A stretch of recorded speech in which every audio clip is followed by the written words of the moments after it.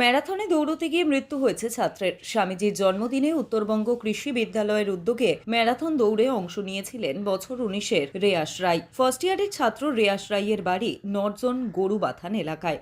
রবিবার 241 জন প্রতিযোগীর সঙ্গে ম্যারাথন দৌড়ে অংশ নিয়েছিলেন রেয়াসও। 6 কিলোমিটার দৌড়ের মাঝেই অসুস্থ বোধ করেন রেয়াস। রাস্তাতেই বসে পড়েন তিনি। তড়িঘড়ি ওই ছাত্রকে উদ্ধার করে পন্ডিবাড়ি প্রাথমিক স্বাস্থ্য কেন্দ্রে নিয়ে যাওয়া হয়। সেখান থেকে কোচবিহার মেডিকেল কলেজে নিয়ে যাওয়া হলে মৃত্যু হয় রেয়াসের। ঠিক কী কারণে মৃত্যু খতিয়ে দেখছে পুলিশ।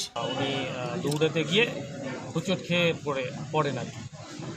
পড়ে যাওয়ার পরে এবার আমরা প্রাথমিকভাবে আমাদের প্রশাসক যারা আছেন, আমাদের অ্যাম্বুলেন্স কুন্ডিবাড়ি যে আমাদের স্বাস্থ্যকেন্দ্র আছে, স্বাস্থ্যকেন্দ্রে নিয়ে যায়। এবার স্বাস্থ্যকেন্দ্র থেকে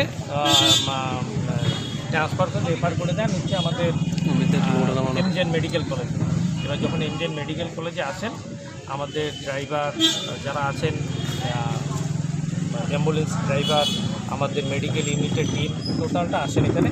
আসার পরে এখানে ডাক্তারবাবুরা মৃত বলে ঘোষণা করেন।